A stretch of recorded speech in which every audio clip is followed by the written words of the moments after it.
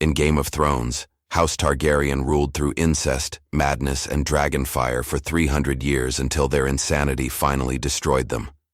But 1,000 years ago in Rome, a real family did something even worse. They turned the Catholic Church into their personal dynasty of debauchery for over a century, produced 9 popes including one who became pope at age 12, and made the fictional Targaryens look like saints. This is the story of the Counts of Tusculum, the family that proved power, incest, and insanity aren't just fantasy, they're historical fact. The Targaryens had dragons to enforce their will. The Tusculum family had something more powerful, the ability to excommunicate your soul to hell. The Targaryens practiced incest to keep their bloodline pure. The Tusculums kept the papacy in the family through methods so corrupt that the church still won't acknowledge them. The Mad King Aerys burned his enemies alive. Pope John IV, a Tusculum pope, preferred to castrate his enemies personally while they watched. When George R.R. Martin created the Targaryens, he probably didn't know he was writing a toned-down version of actual history. Before we dive into this absolutely insane story of the real-life family that makes House Targaryen look stable, make sure you're subscribed with notifications on. We're exposing the bloodiest, most shocking truths about historical dynasties every week, and trust me, after learning about the Tusculum popes, you'll understand why Game of Thrones had to be fiction. Reality was too disturbing for television. Hit that subscribe button now, because this story has more twists than the Red Wedding and more scandal than all of King's Landing combined. The Tusculum dynasty's control of the papacy began in 914 AD, when Theophylact I of Tusculum became the most powerful nobleman in Rome. Like Aegon the Conqueror taking Westeros, Theophylact didn't just want political power, he wanted divine authority. His method was simple but brilliant. He made his own family members pope, one after another, creating a papal dynasty that would last over a century. His daughter Marozia would seduce her way to controlling the papacy. His grandson would become Pope John XIII at 18, and his family would treat St. Peter's throne like the Iron Throne, a seat of power to be inherited, bought, and murdered for. Just as the Targaryens had their words, fire and blood, the Tusculums might as well have chosen sin and simony. Theophylact's daughter Marozia became the most powerful woman in Christendom through a method that would make Cersei Lannister blush. She was simultaneously the mistress of Pope Sergius III, by whom she had a son who would become Pope John XIV. Think about that. She had a bastard child with one pope who then became pope himself. This wasn't just keeping power in the family. This was turning the Vatican into a family business, where the only qualification for becoming Christ's representative on earth was being born or married into the Tusculum bloodline. Marozia was 15 when she became Pope Sergius III's mistress, and she used that position to control the papacy for the next 40 years. She had Pope John X strangled in prison because he opposed her, installed Pope Leo VI, who mysteriously died after 7 months, then Pope Stephen VII, who lasted 2 years before dying under suspicious circumstances.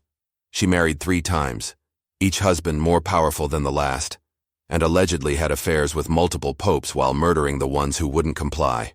She was literally called Senatrix and Patricia of Rome, unofficial queen of Christianity, and she ruled through sex, murder, and her womb. Her son, Pope John V, was 21 when he became pope and was completely controlled by his mother until she was overthrown by another son, Alberic II. This is where the Tusculum story becomes pure Game of Thrones. Alberic imprisoned his own mother and his half-brother the Pope in Castel Sant'Angelo, keeping the Pope as a puppet while he ruled Rome. When Alberic was dying, he forced the Roman nobility to swear they would elect his son Octavianus as the next pope. Octavianus was 18, had never been a priest, and his hobbies included orgies and devil worship. Naturally, he became Pope John XIV. Pope John XIV makes Joffrey Baratheon look like a choir boy. He turned the Lateran Palace into a brothel, raped female pilgrims on the altar of St. Peter's, and allegedly had sex with his father's mistress, her daughter, and her granddaughter, 3 generations of the same family. He blinded his enemies, castrated critics, and one cardinal who opposed him was skinned alive in the public square while John watched and laughed. During Mass, instead of invoking the Trinity, witnesses swore they heard him invoke Jupiter, Venus, and other demons. He would toast to the devil's health with communion wine and turn the papal altar into a gambling table. His death was appropriately scandalous. On July 20th, 964 AD, he was caught in bed with a married woman named Stefanetta by her husband Giovanni Crescenzi, who either beat him to death, threw him out a window, or castrated him first, depending on which account you believe.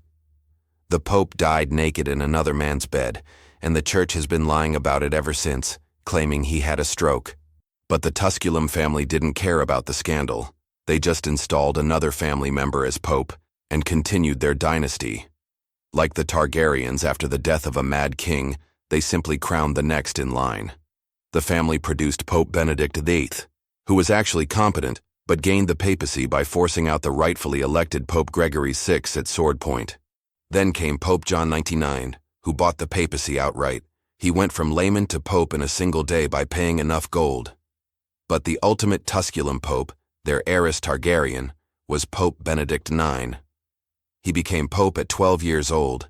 Imagine giving nuclear weapons to a middle schooler, and was described by a contemporary as a demon from hell disguised as a priest. He allegedly held orgies in St. Peter's, practiced witchcraft, and was so despised that he was overthrown 3 times.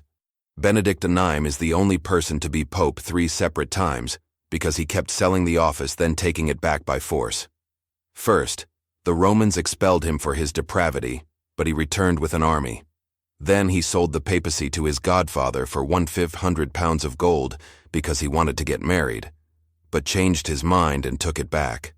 Finally, he was forcibly removed, but still claimed to be pope until his death. The situation was so chaotic that at one point there were 3 different popes all excommunicating each other: Benedict IX, Sylvester III, and Gregory VI, all claiming to be the true pope. It was like the War of 5 Kings, but for control of heaven and hell. Like the Targaryen practice of sibling marriage, the Tusculums kept everything in the family, though they were slightly more subtle about it. Popes would appoint their nephews as cardinals. This is where we get the term nepotism, from the Italian nipote, meaning nephew, who would then become popes and appoint their own relatives. The papal treasury was treated as family wealth, church lands were given to family members, and bishoprics were sold to fund family wars. They created a system where being pope was hereditary in all but name, exactly like how the Targaryens treated the Iron Throne as their birthright. The Tusculums even had their own version of dragon madness. The deeper into the dynasty, the worse the popes became. John the XIV was violent and lustful, Benedict IX added sorcery and Satanism, and by the end, the family was producing popes so corrupt that contemporary chroniclers believed they were literally possessed by demons. St. Peter Damian wrote that Benedict IX feasted on immorality and was a pope who was a devil disguised in human form. The parallel to Targaryen madness is perfect. Each generation more depraved than the last, power corrupting not just individuals, but entire bloodlines. The family's control was finally broken in 1048, when German Emperor Henry III marched on Rome and forcibly removed the last Tusculum pope. Like Robert's rebellion ending Targaryen rule, it took outside military force to break the family's grip on power. The Tusculums had controlled the papacy for 134 years, produced 9 popes, and turned the Catholic Church into their personal playground. The period after their rule is called the Gregorian Reform, essentially the Church's desperate attempt to clean up the nightmare the Tusculums had created, establishing rules that priests couldn't marry, couldn't buy offices, and definitely couldn't inherit the papacy from their uncle fathers. But here's what makes the Tusculums worse than the Targaryens. The Targaryens were fictional rulers of a fictional realm, while the Tusculums controlled the actual Catholic Church, the most powerful institution in medieval Europe. When a Targaryen went mad, they might burn a city. When a Tusculum pope went mad, they could condemn entire kingdoms to hell. The Targaryens had 3 dragons. The Tusculums had the power to excommunicate kings, which in medieval times was worse than dragons. It meant your subjects no longer had to obey you, and your soul was damned for eternity. The Targaryens practiced incest to keep their bloodline pure and their dragons under control. The Tusculums kept the papacy in the family to maintain absolute power over European Christianity. At least Targaryen incest produced dragon riders, Tusculum nepotism produced popes who performed satanic masses. The Mad King burned his enemies with wildfire. Pope John the Fiend castrated his enemies for entertainment. Joffrey was cruel and sadistic. Benedict IX was described by his contemporaries as so evil that they refused to write down his specific crimes, saying only that his acts were too shameful to describe. The Catholic Church has spent 1,000 years trying to bury this history, just like how the maesters in Game of Thrones try to minimize Targaryen atrocities in their histories. The official Vatican records barely mention the Tusculum Pope's crimes. Tourist guides are instructed not to discuss them, and the Catholic Encyclopedia still claims Pope John XIII died of a stroke rather than being murdered in his mistress's bed. They've sanitized a dynasty of devils into a footnote, hoping people will forget that for over a century, the Vatican was ruled by a family that made the Targaryens look like reasonable, well-adjusted people. But unlike the Targaryens, whose dragons eventually died and whose bloodline was eventually restored, the Tusculum legacy permanently damaged the Catholic Church. The sale of indulgences that would trigger the Protestant Reformation? That practice was perfected by Tusculum popes selling everything wholly for gold. The celibacy requirement for priests? That was instituted specifically because of Tusculum popes trying to make the papacy hereditary. The elaborate process for electing popes in the Sistine Chapel? That was created to prevent another family from ever controlling the papacy like the Tusculums did. Even today, when conspiracy theorists talk about Vatican corruption, they're unconsciously echoing the very real corruption of the Tusculum dynasty. When people joke about medieval popes having mistresses and bastards, they're specifically thinking of Tusculum popes, whether they know it or not. This family didn't just corrupt the church temporarily. They created a template for religious corruption that would define anti-Catholic sentiment for the next 1,000 years. They proved that the papacy could be bought, inherited, and corrupted just like any secular throne. Exactly like the Iron Throne of Westeros. The Tusculums had their own red wedding moment when Pope John XIII held a counter-synod in 964, hunting down everyone who testified against him, having their eyes gouged out, tongues cut off, and one cardinal skinned alive while he watched.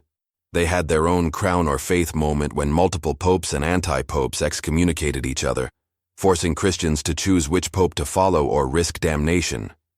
They had their own Mad King in Benedict IX, who was so insane that even other corrupt clergy begged for his removal. Every shocking moment in Game of Thrones has a Tusculum parallel, except the Tusculum version actually happened. So the next time you watch House of the Dragon and think, this is too extreme, remember that 1,000 years ago, a real family did worse things with holier power. The Targaryens conquered Westeros with dragons. The Tusculums conquered heaven and hell with lies. The Targaryens ruled through fear of fire.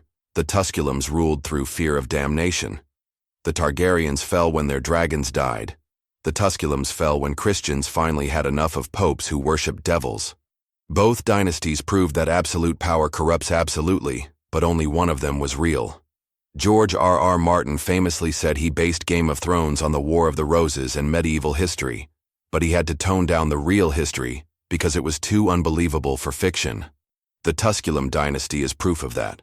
A real family that controlled the Catholic Church for over a century, turned the papacy into a hereditary monarchy, and produced popes so evil that medieval chroniclers thought they were literally demons. They didn't need dragons to rule.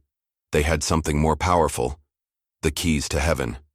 And they used those keys to unlock every sin imaginable. The Targaryens of real life weren't dragon lords. They were pope lords. And while dragons are fantasy, the damage the Tusculums did to Christianity was terrifyingly real. The blood they spilled wasn't in throne rooms and battlefields, but in basilicas and bedrooms.